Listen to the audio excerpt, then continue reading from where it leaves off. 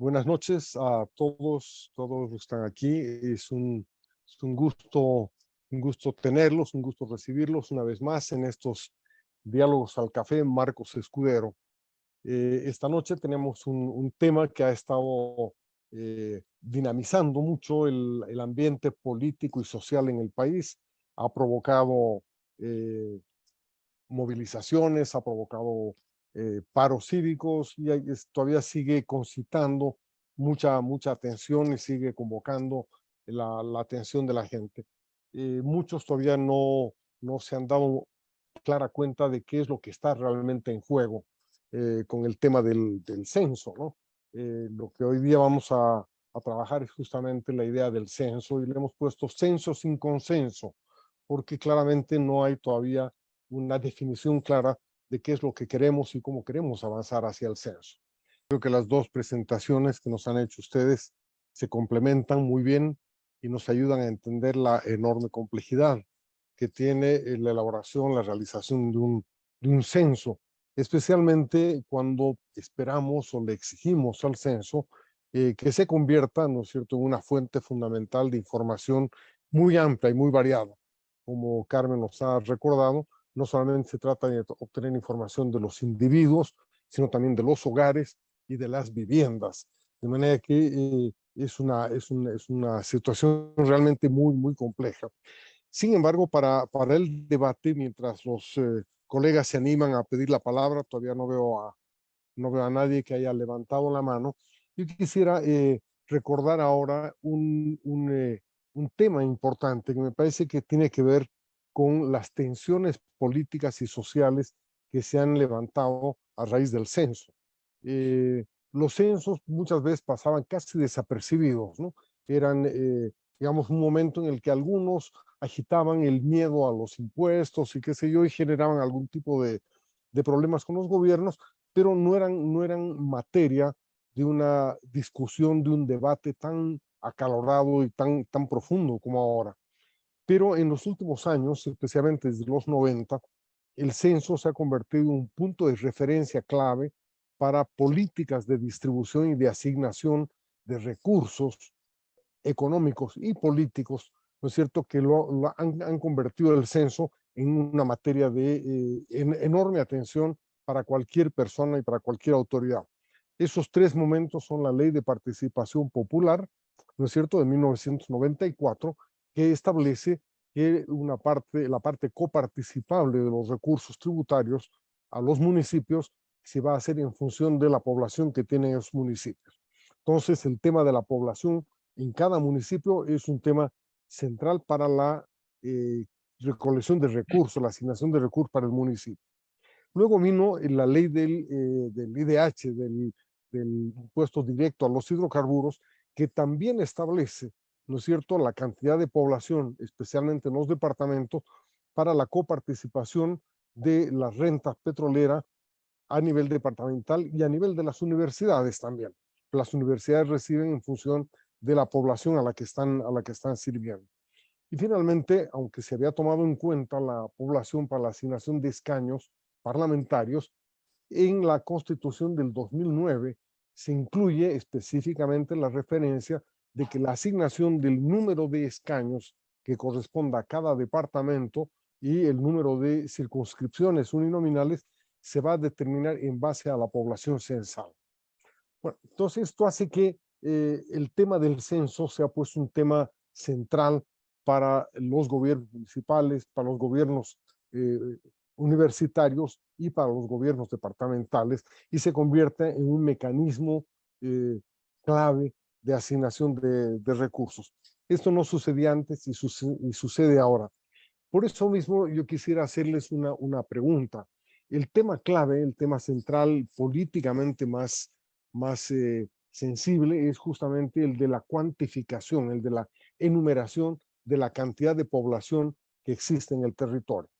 Si tomamos en cuenta las exigencias técnicas que ustedes han descrito, evidentemente la preparación de un censo es muy compleja y muy difícilmente se hace en menos de un año, incluso teniendo ahora una batería y una cantidad de recursos tecnológicos que no tuvieron ustedes en el 76 ni el 92. ¿no? Por ejemplo, el tema de la cartografía, creo que sería muchísimo más fácil obtenerla ahora con los sistemas de información geográfica, los satélites, etcétera, que nos dan. Mi pregunta es, ¿no creen ustedes que podría acelerarse la realización del censo concentrándolo, simplificando la boleta y concentrándolo en el tema, en los temas más elementales, olvidándonos de que es la oportunidad para sacar información sobre la soltería, sobre el número de personas que murieron por COVID o cuántas mascotas hay en los hogares, concentrándonos en lo esencial, lo verdaderamente esencial, y dejar todos los otros temas de detalle y de manejo de aspectos específicos a futuras muestras. No podría hacerse con la actual disponibilidad de recursos de una manera más rápida, más acelerada, un censo tomando en cuenta estos avances tecnológicos que se han dado entre el 76 y el 92 y el presente 2022. Quisiera pedirles una vueltita de tuerca sobre estos dos temas a Carmen y a Eric, de las tecnologías y la posibilidad de priorizar la boleta, no tratar de meter todo en una boleta perfecta, sino hacer algo mucho más simple, más rápido, que nos ayude a resolver estos problemas que son extremadamente urgentes, ¿no? Y que son los que están poniendo en tensión al país. Carmen. Sí, gracias Roberto. Sí, lamentablemente se ha contaminado, ¿no? Porque de hecho un censo no tendría que tener tendría que ser para todos y para todas, ¿no? Es sin ningún interés ni ningún tipo de sesgo político. Sensiblemente ya la coparticipación tributaria, por muy bien pensada que ha estado, era un modelo que no respondía a la lógica boliviana. Lamentablemente, esta contaminación genera mucho daño a nivel demográfico. Y esto que tú hablas de la simplificación, en realidad, cuando hablamos de información y hablamos de insumo para la planificación del desarrollo, hablamos de que dentro de cuando se habla de dinámica demográfica, estamos hablando de que es un proceso en constante cambio. Por eso, si tuviéramos un registro de hechos vitales, podríamos saber esto que tú dices, cuánto cambia cada segundo el país, cuántos nacen, cuántos mueren, cuántos llegan, cuántos se van. En el fondo, eso no lo tenemos. Y por lo tanto, necesitamos saber qué pasa, cuántos éramos, muy bien decía Eric, ¿no? Cuántos eran, cuántos somos y cuántos podríamos ser. Eso solamente lo podemos saber teniendo la información.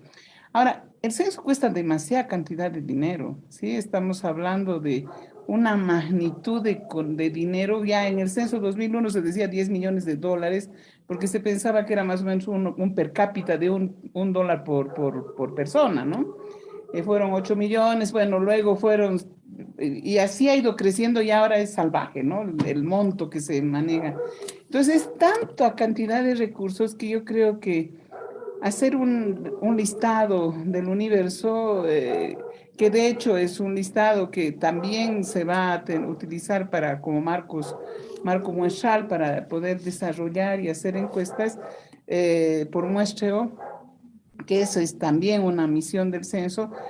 Efectivamente podría, en partes, podríamos decir, servir, pero yo creo que dada la magnitud de dinero, tendría nomás que hacerse.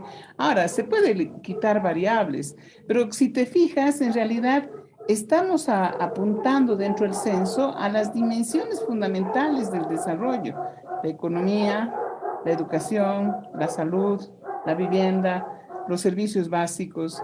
Y estamos hablando también de cómo se genera esta dinámica de la natalidad, la mortalidad y las migraciones. Entonces, son dinámicas que el país necesita saber. Entiendo que el tema hay preguntas que pueden salir, pero a veces uno no se da cuenta que la complejidad que tiene este país es muy grande. Yo pensaba, por ejemplo, que el Estado civil no servía para nada, pero cuando empiezas a trabajar de que hay grupos vulnerables y que hay mujeres viejas, viudas, abandonadas y que están lidiando en el cotidiano existir, tratando de resolver los problemas, entonces empieza a ver que muchas de estas variables tienen sentido. Entonces, creo que habría nomás que esforzarnos. Parece que el gran drama es las TIC, bueno, justamente el tema cartográfico, pero yo creo que las TICs han avanzado tanto que ya no es un drama. No es, incluso para ir a tomar un café, me dices dónde está el cowork, pongo y me voy rápidamente caminando en auto en lo que puedo al cowork, ¿no es verdad? Pues sí hemos avanzado tecnológicamente, yo creo que ese no es un obstáculo. Y creo que el capacitar a la gente y tener buenos empadronadores y tener la información tampoco. Yo creo que esto sí se puede hacer máximo en septiembre del 2023, que sería lo más saludable, alejando de un periodo electoral. Pero lo otro, a mí me daría pavor. Sinceramente, son más de 100 millones de préstamo que el país se farrearía en una urgente necesidad de saber qué ha pasado. De hecho, el 2012 está mal. Mira tú, hay más sobrevivientes que nacidos vivos. Por favor, no sabemos cuál es la esperanza de vida al nacer, porque la probabilidad de muerte infantil es imposible calcular. Para Cochabamba. Sí, está mal, está el dato malo. Y no hay cómo corregirlo, porque está malo. Entonces creo que necesitamos saber qué ha pasado en materia de mortalidad, mucho más ahora. Entonces creo que deberíamos nomás exigir que se cumpla con los requisitos de calidad que Erika ha planteado, con la necesidad de cumplir procesos, pero que se haga el censo. Creo que es una cuestión que se haga como se tiene que hacer de urgencia para el país. Eric, no sé si, ¿qué opinas tú respecto a la posibilidad de que el uso de las nuevas tecnologías podría acelerar los plazos y los tiempos de preparación del censo? Bueno, indudablemente en cuanto a la cartografía, ya se cuenta con una cartografía que facilita muchas tareas. Ya no se tienen que dibujar, tener un batallón de dibujantes, ¿no? Donde en base a los que han recorrido el país, realmente dibuje el trabajo que tiene que realizar cada empadronador. Pero la realización del precenso es imprescindible. Y el precenso significa de que se tiene que recorrer absolutamente todo el país para estimar el número de viviendas y de personas, para de esa manera asignar el trabajo para cada empadronador. Y ese yo creo que no se hizo para el censo del 2002. ¿No? Por otro lado, naturalmente, como son una serie de tareas, se tiene que contar con el apoyo de todos, ¿no? Y si hay pugnas políticas de sectores, de gremios, etcétera, poco se ha de avanzar. Otra situación naturalmente clave es la capacitación de los empadronadores, porque realmente en el último censo, ¿no? En el caso de los que vinieron a censarme a mí, eran dos chiquillas que no tenían la más leve idea, ¿no? Y realmente en el mismo barrio, yo tengo casos, ¿no?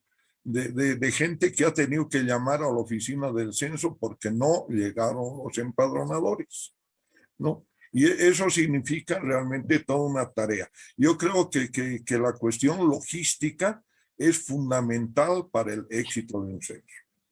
Por otro lado, en cuanto a la boleta, realmente se debe consensuar y realmente considerar cuáles son aquellas preguntas fundamentales que se tienen que hacer, para que por otro lado también la información sea comparable en algunos indicadores con lo que ocurre en otros países, ¿no? Porque si nosotros hacemos una boleta con preguntas que no ocurren en otros censos, pues realmente no tenemos elementos para poder comparar una situación en el país con otra. A propósito de eso, yo recuerdo una pregunta que nunca más se volvió a hacer, pero que se la hizo en el censo del 76. En la parte correspondiente a la vivienda, se preguntó en su familia cuál es el idioma que habitualmente habla. Independientemente del hecho de que cada uno de los miembros pueda saber otros idiomas, ¿no? Esta es una información que a mí me sirvió de mucho para mostrar afuera cómo estaba estructurada la población en Bolivia. Actualmente no recuerdo los porcentajes, ¿no? Pero más o menos eran casos como por decir algo, ¿no? El 40% habitualmente habla español, el 30% quechua, 25% aymara y el 5% restante cualquier otro idioma, nativo o extranjero, ¿no? Entonces, este era como una radiografía que para afuera podía mostrar muy bien cómo era la estructura poblacional de un país como Bolivia, ¿no? Entonces, pero yo creo que lo fundamental aquí para que si se realiza antes o después el censo, bueno, es el hecho de que todos se pongan de acuerdo, ¿no? Y que realmente se estructura una boleta con lo que realmente se requiere, ¿no? Raúl Rivero, por favor. Y una pregunta que ya se me estaba adelantando, Carmen, pero que quisiera que concrete un poco más. Es cierto que en el censo anterior hubieron incongruencias, inconsistencias en datos fundamentales de mortalidad y morbilidad. Esos datos son muy importantes y muy útiles también, por ejemplo, para determinar la esperanza de vida, que es un tema que ahora está afectando con el incremento de las jubilaciones, en el tema de las AFPs que han determinado un dato totalmente irracional. Entonces, es urgente, es súper urgente el contar con este censo, pero ahí también se cruza otro problema que es la indefinición de límites territoriales entre municipios. Entonces, una vez que, digamos, se lleve adelante el censo, se tenga la información, va a ser una pelea de nunca acabar la asignación de recursos en zonas, en poblaciones donde no está bien definidos sus límites. Por ejemplo, Cochabamba con Sacaba, un tema que nos toca a nosotros directamente. Entonces, ¿hay alguna forma de paliar este problema, aparte de que algún día se pronuncie la justicia sobre cuál es el límite entre un municipio y otro? Pues Pedro.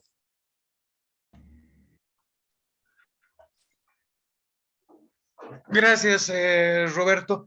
Lo mío va más en torno a esta predisposición que se ha mostrado últimamente los actores políticos con el eslogan de hay que despolitizar el censo, ¿no? Y ante cualquier tema complejo de actual coyuntura, se termina siempre viendo a un intento de decir vamos a despolitizar el tema.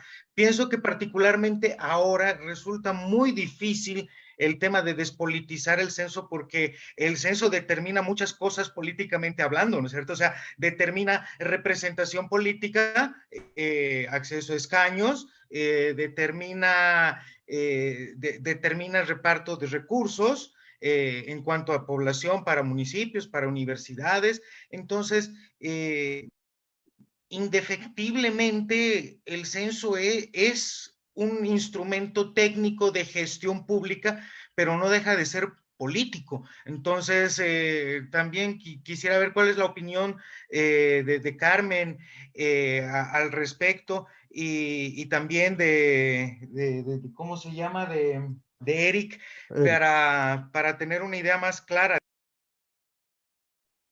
Gracias, Pedro. Mauricio Blanco, de INESAD. Aló, sí, es muy importante tener estos espacios de debate, ¿no? Es un espacio donde juntamos lo técnico, lo político y lo social. Algunas puntualizaciones, una pregunta muy específica para Carmen. En primer lugar, Roberto, el costo-beneficio de cortar la encuesta es muy, el costo es muy grande, lo que se pierde es mucho, ¿no? Se pierde mucho. He tenido la suerte de participar durante 10 años en el comité de acompañamiento técnico del IBGE para el censo brasilero. He estado trabajando en 2 censos y sabemos de lo grave que significa cortar. A veces parece que es insignificante, pero cortar una variable y quedarte sin eso es un drama para la política pública, ¿no? Y estamos viendo que hay pequeños municipios que no tienen ninguna capacidad técnica de elaborar alguna cosa parecida, autónoma. Entonces, esos 10 años son una espera dramática para esos municipios pequeños que necesitan, como bien dice Carmen, de la tasa de mortalidad, de saber cuántas familias, de la estructura familiar, de los arreglos familiares, porque todo eso va a dictar la política pública de ellos, ¿no? Y hay estudios hechos que a veces cortar una pregunta, es cada una pregunta de sacarla o ponerla, pero en el tiempo del empadronador la reducción es mínima, entonces los costos no se afectan tanto por el número de preguntas del cuestionario, ¿no? Pero sí, poner una pregunta es caro, ¿no? En el IBGE, colocar una pregunta en el censo, porque hay mecanismos de mercado y nadie se escandaliza por eso, cuesta aproximadamente de 2 a 3 millones de dólares por pregunta. Hay instituciones que se juntan y colocan la pregunta en el censo. En el último censo que se realizó en Brasil se colocaron 4 preguntas en total, se aumentó las preguntas y eso fue un ingreso buenísimo para el IBGE brasileño. Hay esta discusión, ¿no? De colocar. Entonces, cortar el cuestionario a mí me deja tenso, Roberto, pero obviamente que es posible hacerlo. La pregunta que quiero hacer a Carmen en esto es que uno es, ¿por qué y eso encadena el censo, ¿por qué el censo tiene que ser hecho en un único día? Con las herramientas tecnológicas que ahora hay, por ejemplo, la ventana censal en Brasil es aproximadamente de 90 días.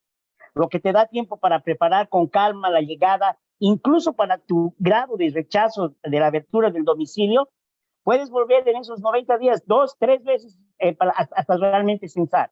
Esa sería mi pregunta, ¿no? ¿Por qué en Bolivia, yo entiendo, se tiene que declarar feriado, se tiene que declarar, pero en muchos países esto se hace? En Estados Unidos se hace por correo el censo, ¿no?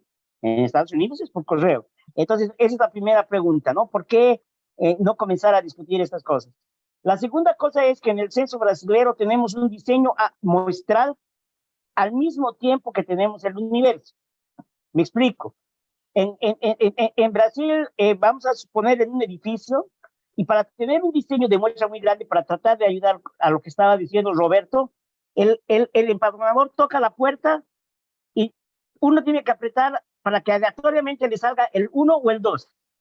Si te sale el 1, que es el universo, las preguntas son cortas.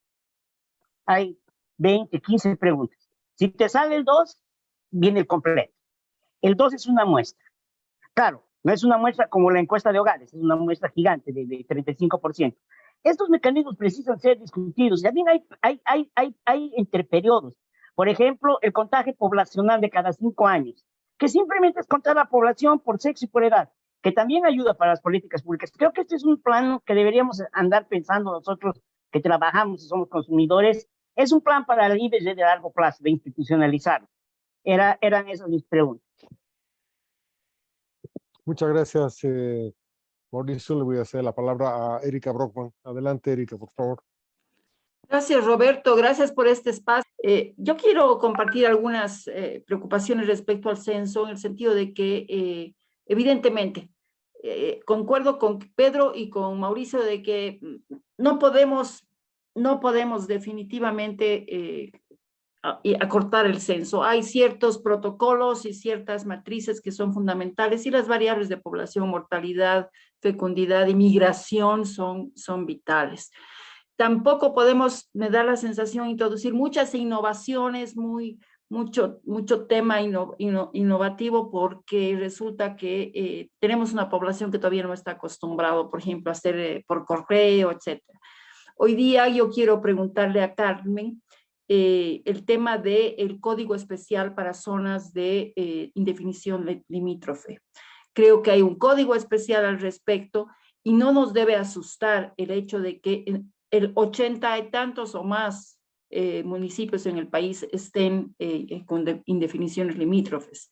A mí me ha tocado el censo del 2001 combatir con el Alto, que quería sí o sí tener su perímetro y su polígono definido, porque no lo tenía, porque todas las estructuras, todas las creaciones de municipios aquí limita al norte con el cerro, limita al oeste con puntos referenciales que no son arcifinios y que no están definidos. Logramos hacer un esfuerzo radical de consenso para hacer el polígono del Alto. Todavía tiene algún pequeño problema en Achocalla, pero ahí estuvimos con IGM, Senado, Condepa y una coalición política para resolver este problema. El problema mayor es en lugares donde hay áreas metropolitanas en disputa, porque es aquí se está disputando el ingreso masivo, digamos, de recursos por la coparticipación. Pero creo que estos conflictos políticos, si uno tiene liderazgo suficiente desde el INE y si se asume un proceso de concertación, no debieran ser óbice para que para septiembre del próximo año se tenga el censo. Sería, como alguien decía, un gravísimo error el gastar demasiado dinero, semejante emprendimiento para omitir algunas cosas que son esenciales o para hacer un censo poco confiable. Sería rifarnos una vez más una gran oportunidad. Y la pregunta que tengo hacia Carmen es esa, ¿no? El tema de los límites, si tienen algún código específico, porque no se están midiendo límites. Para eso hay un procedimiento, decirle a Raúl de que existe una ley específica donde los límites intermunicipales van vía referéndum. Si no hay plazos, hay toda una definición clara. Yo no sé por qué no se hace eso como un hecho común, se institucionaliza nomás ese mecanismo de que si no hay una resolución técnica de consenso, se va a un referéndum y punto en esas áreas de disputa. En todo caso, la otra pregunta que tengo es el hecho de que, ¿qué pasa hacer un censo en varios días? Hoy día está haciendo el Alto un esfuerzo sobrehumano para evitar la migración. Y por el otro lado, la CESUD-CB está instruyendo a todas sus familias que están migrando en el Alto a que se vayan al día siguiente a sus zonas para el día del censo, que creo que es al día siguiente. Si se hacen 2 días, es posible pensar en una migración de la gente que distorsiona el censo, especialmente en el caso del Alto y algunas provincias paseñas, como por ejemplo Aroma, o otras provincias aledañas, porque hay un mandato bajo sanción de que si es que no van a sus poblaciones, evidentemente van a ser sancionados por la comunidad. Entonces, son otras variables y creo que las dimensiones políticas deben ser parte de la evaluación y los planes de contingencia que uno tiene que tomar en estas situaciones y hacer del censo nomás una rutina que esté institucionalizada y que sea comparable de un censo al otro. El 2012, muchas dudas quedaron en el tapete. Estamos llegando casi al fin de este evento. Es muy difícil que Carmen y Eric puedan resolver algunas de las preguntas que no son estrictamente técnicas o demográficas, pero de todas maneras creo que ha sido un encuentro en el que nos ha permitido comprender muchos elementos que no están en el debate. En el debate aparecen solamente algunos de ellos y creo que nos ha de ayudar mucho a seguir participando en la reflexión colectiva. Le voy a ceder la palabra entonces ahora una vez más a Eric Schulze y Carmen Ledo para que comenten, contesten, respondan los comentarios que se les han planteado, ¿no? Carmen, estás ya con el micrófono. Y estaba con el micrófono, sí. Bueno, agradecerle a Raúl y bueno, a todos los que han preguntado. Creo que el censo nunca debería pensarse en que va a resolver tema de límites. Por eso es que la gran posibilidad que tenemos de resolver este tema es justamente trabajando como la unidad de análisis manzana. Porque la manzana, podemos sumar manzanas y tener de esa manera lo que queramos, OTP, Canto, lo que queramos. Entonces ahí nos evitamos el famoso código y podemos todos de una manera u otra resolver de la manera más sencilla este encollo que realmente creo que más que nada es ruido, pero no es un tema central del censo. Entonces para Pedro, de hecho creo que es sumamente importante recordar, y yo creo que Eric también me va a ayudar. El censo del 76, lo dijo muy bien Eric, era una dictadura. Pero comunistas y todo, oposición y oficialismo participaron del censo. El mérito de ese censo fue que incluyó a todos, a moros y a cristianos. Y gracias a eso es de que todos pudieron hacerse carne de algo que era para el país. Entonces yo creo que aquí esta posibilidad de encuentro y de pensar que realmente todos vamos a ser usuarios y tarde o temprano la historia va a juzgar, como ahora está Eric hablándonos del censo 76 y estamos recordando como un censo exitoso, catalogado como mejor de América Latina. Lo mismo va a ir pasando con la historia. Entonces creo que es momento, ojalá, de poder distensionar y de pensar que el censo es un instrumento para toma de decisiones, para el Estado y para nosotros, para investigación, ¿no? Para saber cómo estamos marchando. El tema de un solo día, claro, es la riqueza pues, de Estados Unidos, de Brasil, que tienen estadísticas vitales. El tener un registro continuo, el tener un sistema continuo de información, esa es la clave para poder jugar con todo lo que queramos. Lamentablemente Bolivia no lo tiene. Entonces, el tema de la circularidad migratoria y lo que ha planteado Erika es otro gran drama. Ahora, eso también depende de qué tipo de censo se haga. Yo realmente soy partidaria que de una vez empecemos a hablar de censos de derecho, porque el censo de derecho y eso es lo que pasa ahorita en casi todos los países del mundo. Cuando uno hace un censo de derecho, por derecho, yo donde sea que esté, pertenezco a ese hogar en el que consensualmente soy miembro. Entonces, pero como es un censo de hecho, solo cuenta a los que han dormido. Entonces, el momento censal, por eso yo hablaba del momento censal, si yo quiero saber cuántos han nacido en el año calendario, el día del censo me marca el punto de conteo. Entonces, si es el 21 de noviembre, desde el 21 de noviembre hasta el 21 de noviembre, tengo que tener mi numerador de la tasa. Y lo mismo para mortalidad, lo mismo para inmigración y para emigración. Entonces, ese es el por qué se tiene que hacer lamentablemente en un día. Y el peligro que hay si no se hace por todo lo que significa la coparticipación. Entonces, lamentablemente estamos amarrados, ¿no? Ahora, lo que decía Erika en el tema del código, yo creo que para evitar el código, porque lamentablemente el código también nos... bueno, yo por lo menos renego mucho cuando trabajo con ese código cero y donde están todos los del periurbano. Yo creo que la solución es trabajar a nivel de unidad de análisis manzano.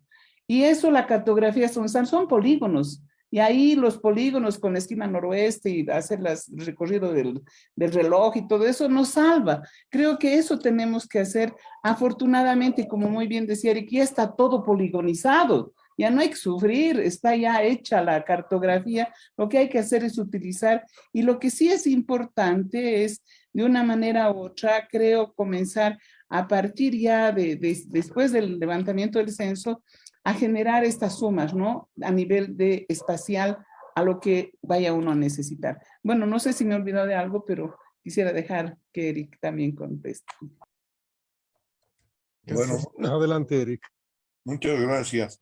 Y yo creo que independientemente de todos los políticos deberían estar interesados en el éxito de un censo, porque mientras tenga la información mejor, a todos ha de ayudar, ¿no? El temor es de que con tanta pugna, este censo de hecho se convierte en un censo deshecho, ¿no? Lo cual sería muy grave, ¿no? Por otro lado, en cuanto a cuestión de límites, yo recuerdo de que para efectos del censo y para efectos de capacitación, independientemente de que habían las oficinas departamentales, por cuestiones logísticas, naturalmente se dividió el país de otra manera. Por dar un ejemplo, ¿no? Para capacitar las minas del siglo XX, Catavi, naturalmente entrábamos con brigadas desde Oruro y no veíamos de que eso se tenía que manejar desde Potosí. Lo mismo si uno... Son situaciones que tienen que hacerse dentro de la organización del mismo, ¿no? Por otro lado, otra de las situaciones que ocurren, ¿no? Y que mencionaban de que para todos los efectos de mortalidad, de esperanza de vida, ¿no? Básicamente se deberían elaborar las mismas en base a registros administrativos, situación que no existe, ¿no? Porque naturalmente Bolivia es incapaz de establecer, y muchos países aún de Latinoamérica no tienen una tabla de mortalidad que realmente refleje cuál es el comportamiento de la mortalidad de ese país, ¿no? Naturalmente, lo único que hacen es algunas adaptaciones o algunos ajustes, para lo cual sirven, sí, los resultados que se obtienen de los censos respecto a estas variables. Me queda un último comentario respecto a la localización. Tengo entendido que el censo, como la mayor parte de las encuestas también, va a utilizar teléfonos celulares para captar la información en las boletas e inmediatamente mandarla a los centros de cómputo. Entonces sería muy fácil, ni siquiera ya mencionar el tema de los manzanos, con el GPS automático del celular podría captarse el lugar, el hogar con una precisión geográfica de metros, de manera que podría después asignarse o no en función de los límites que ya se definen de otra manera política y administrativamente. Y me quedo también con una conclusión algo incómoda de todo esto, ¿no? Y es el haber constatado que el censo en el gobierno de Banzer, que era, como Carmen lo ha recordado bien, una dictadura militar, fue sin embargo mucho más consensuado y contó con una disposición de parte de las autoridades gubernamentales mucho más abierta al consenso, al debate, a la discusión, a la integración de propuestas que venían de otras áreas que no eran necesariamente las políticas. Entonces creo que el gran desafío es cómo lograr que las autoridades asuman un papel similar para la elaboración, para el liderazgo del censo y al mismo tiempo disociar un poco, despolitizarlo del debate, ¿no? Ahí yo he propuesto en algún momento mencionar, utilizar las estadísticas de proyecciones poblacionales que se hacen en base a datos censales corregidos por la encuesta demográfica, la encuesta de hogares, etcétera, para la asignación de recursos y la asignación de escaños en tanto no se cuenten con datos censales. Creo que eso liberaría una gran parte de la presión que se tiene en este momento y permitiría pues avanzar a situaciones de consenso que son mucho más importantes y urgentes y de largo plazo, como son las que ustedes han planteado tan atinadamente en esta sesión. Con esto hemos llegado al final de este nuevo Diálogos al Café. Agradecemos muchísimo la presencia de Carmen Ledo y de Eric Schulze.